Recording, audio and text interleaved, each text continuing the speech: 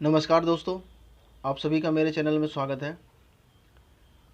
दोस्तों, मैं railway series का पार्ट 11 लेकर उपस्थित हूँ। दोस्तों, आज के जो प्रश्न है वो बहुत ही ज़्यादा इम्पोर्टेंट है।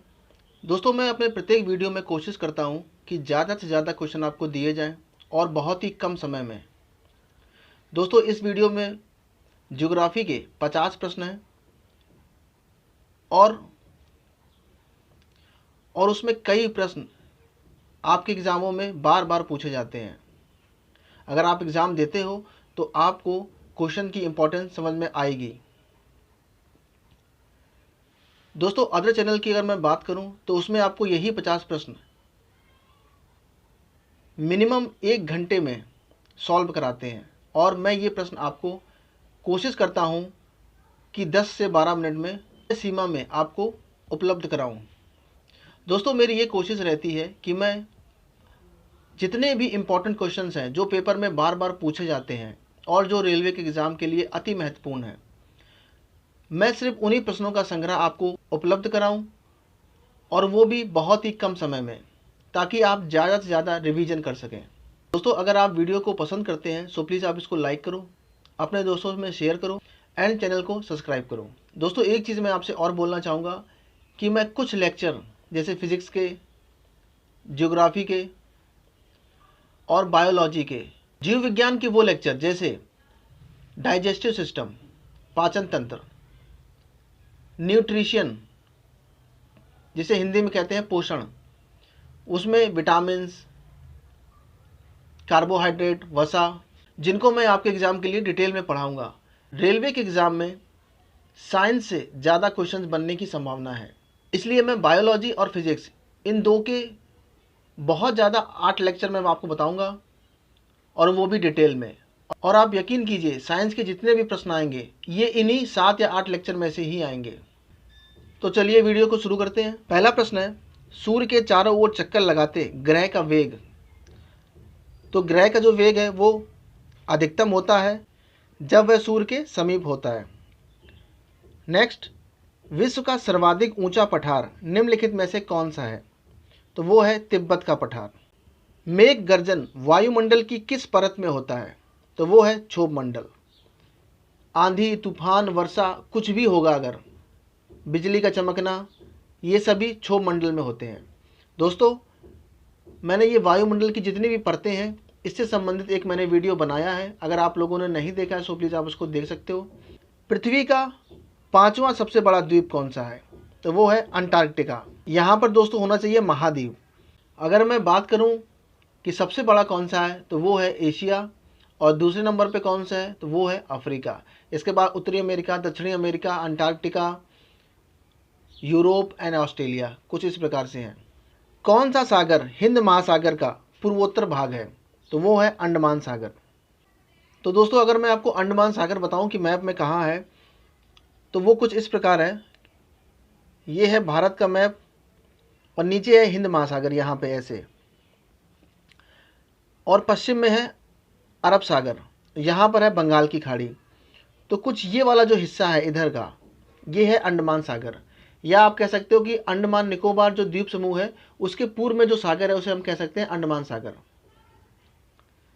तो और ये सभी जो अगर हम बात करें कि ये जो अरब सागर है, बंगाल की खाड़ी है, अंडमान सागर है, या जो भी खाड़ियाँ हैं, मन्नार की खाड़ी है, या नीचे पाक जल स्ट्रेट है, तो अगर इसको ओवरऑल देखें तो ये पूरा है हिंद महासागर। लेकिन अगर इसको हम छोटे छोटे भागों में देखें तो ये है अरब सागर, ये है बंगाल की खाड़ी, ये है अंडमान सागर, कुछ इस तरीके से। जैसे बात करें प्रशांत महासागर की, तो ओवरऑल तो प्रशांत महासागर है, लेकिन उसमें बीच बीच में बहुत सारे छोटे सागर भी हैं, बहुत सारी खाड़ियाँ भी हैं, है ना। तो कुछ इसी प्रकार से। नेक्स्ट है, आदम की चोटी किस देश में स्थित है? तो वो है श्रीलंका में। कौन सा देश अंगुली नुमा झीलों के लिए प्रसिद्ध है? अंगुली नुमा, जो उंगलियां होती है ना, फिंगर नुमा, तो वो है फिनलैंड, और फिनलैंड को झीलों का देश भी कहते हैं। नेक्स्ट है, वेरी वेरी इंपॉर्टेंट है, कौन सी नदी मुंगेर पहाड़ी से निकलती है? तो वो है इंद्रावती नदी। दोस्तों, इंद्रावती नदी से हर बार पेपर में एक प्रश्न पूछा जाता है, और जो बहुत ही ज़्यादा इंपॉर्टेंट है, वेरी वेरी इंपॉर्टेंट है, इसको आप नोट कर लो, आपको ये आपके किसी न किसी एग्जाम में ज़रूर देखने को मिलेगा। प्रश्न वो ये है कि चित्रकूट जलप्रपात किस नदी पर है? तो वो है इंद्रावती नदी पर। वेरी वेरी इंपॉर्टेंट नदी है। अच्छा, एक चीज़ और फैक्ट है कि इंद्रावती किसकी सहायक नदी है? तो इंद्रावती गोदावरी की सहायक नदी है। पृथ्वी के अंदर जिस स्थान से भूकंप की उत्पत्ति होती है वह स्थान कहलाता है उद्गम केंद्र। उष्णकटिबंधीय चक्रवात की प्रचंडता का अनुभव भारत में सर्वाधिक किस क्षेत्र में होता है? तो वो होता है बंगाल की खाड़ी में।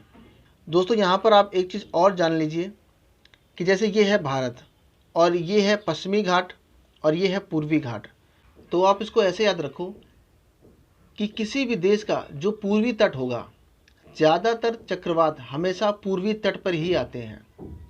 आपने देखा होगा सर्वाधिक चक्रवात बंगाल की खाड़ी में ही आता है, और अगर यहाँ पर अरब सागर में अगर चक्रवात आते हैं तो वो हमेशा जो हमारा अरब प्रायद्वीप है उसकी तरफ जाता है। बहुत ही कम चक्रवात होंगे जो मुंबई या गुजरात की तरफ आए। एक अभी रिसेंटली चक्रवात आया था, वो अभी गुजरात और महाराष्ट्र की तरफ आया था, वरना ज़्यादातर चक्रवात किसी भी देश की सीमा के जो पूर्वी तट होगा ना उसी में चक्रवात आता है। आप अगर अमेरिका की बात करो तो आप देख लो, अमेरिका का जो पूर्वी तट है, जिसे कहते हैं फ्लोरिडा हो गया, नीचे का टेक्सास हो गया, यहीं पर हमेशा चक्रवात आएंगे।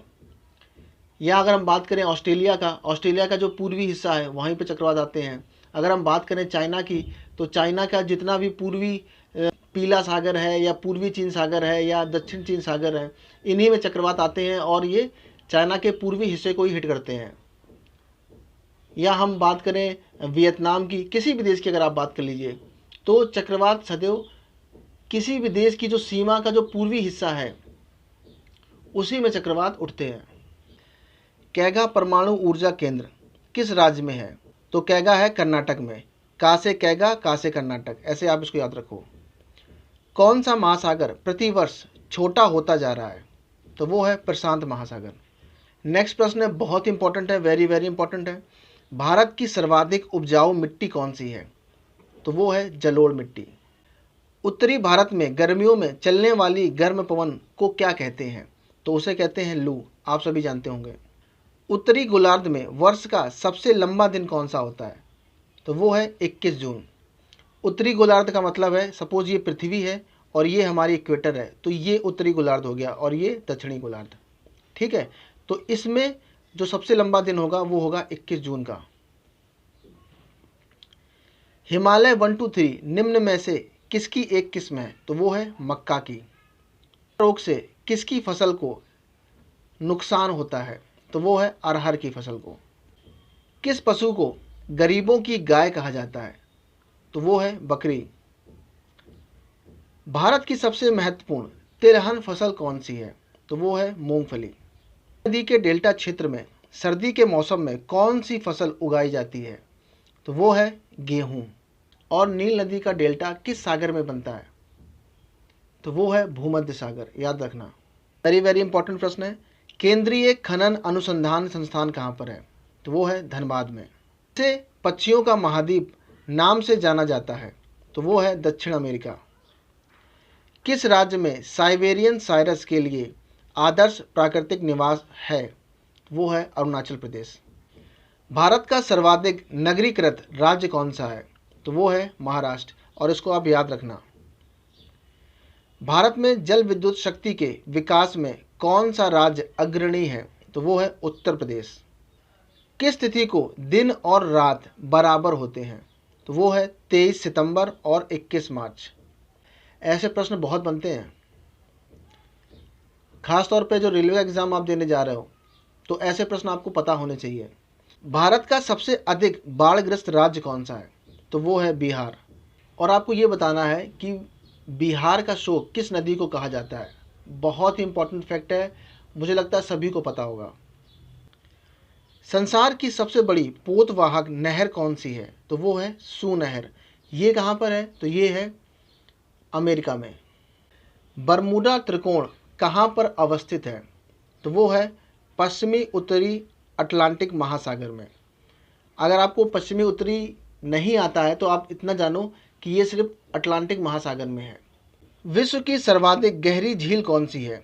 तो विश्व की सर्वाधिक गहरी झील है बैकाल झील।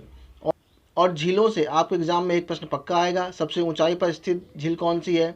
सबसे ऊंचाई पर स्थित नौकागम्य झील कौन सी है? सबसे बड़ी लेक कौन सी है? खारे पानी की झील कौन सी है? मीठे पानी की सबसे बड़ी झील कौन सी है? या सबसे गहरी झील कौन सी है? सबसे ज़्यादा लवणता वाली झील कौन सी है?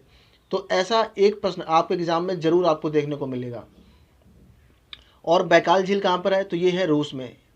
और बड़े संदर्भ में देखें तो ये एशिया में है। निम्न में से कौन सा पारिस्थितिकी तंत्र पृथ्वी के सर्वाधिक क्षेत्र पर फैला हुआ है? तो वो है समुद्र।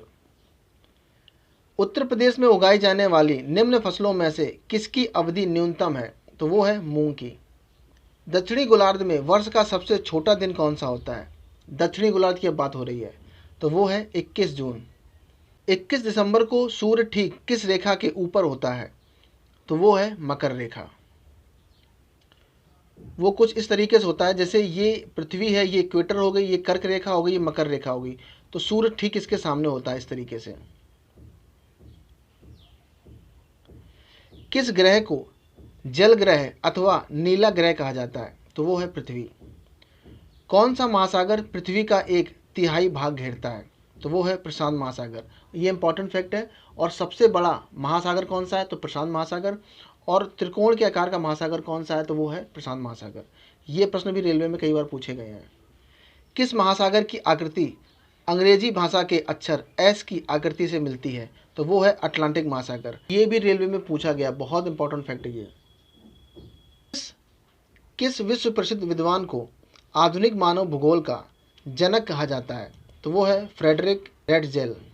विश्व के किस देश में अनुमानतः संसार का सबसे बड़ा लौह अयस्क का भंडार है? तो वो है रूस। तो रूस में विश्व का सबसे बड़ा लौह भंडार अवस्थित है। संसार की लगभग आधी जनसंख्या का मुख्य भोजन क्या है? और वो है चावल। ये बहुत ही इंपॉर्टेंट फैक्ट है। भारत का वह कौन सा एकमात्र राज्य है जहां कहवा का उत्पादन किया जाता है? तो वो है कर्नाटक। इंडिया शब्द की व्युत्पत्ति किस नदी के नाम से हुई है? बहुत इंपॉर्टेंट फैक्ट है। तो वो है सिंधु नदी। सिंधु नदी के नाम से ही इंडिया शब्द बना है। कैलाश पर्वत और मानसरोवर झील कहाँ पर स्थित है? तो वो है तिब्बत में। राजस्थान के किस जिले में तेल एवं प्राकृतिक गैस की संभावनाएं अच्छी हैं? तो वो है जैसलमेर। पश्चिमी घाट, पूर्वी घाट और दक्षिण की पहाड़ियाँ का मिलन स्थल कौन सा है? तो वो है नीलगिरी। बहुत ही ज़्यादा इंपॉर्टेंट फैक्ट है, वेरी वेरी इंपॉर्टेंट है। कुछ इस तरीके से हमारा प्रायद्वीप भारत है। तो ये हमारा हो गया पश्चिमी घाट, ये हो गया हमारा पूर्वी घाट, और ये हो गया हमारा दक्षिण की पहाड़ियाँ। यहाँ पर इस तरीके से एक गांठ बनती है जिसे कहते हैं नीलगिरी की गांठ या नीलगिरी पर्वत। दोस्तों ये थे इंपॉर्टेंट क्वेश्चंस। अगर आपको पसंद आए सो प्लीज़ आप वीडियो को लाइक करो, शेयर करो, सब्सक्राइब करो। आपका दिन शुभ हो। बहुत बहुत धन्यवाद।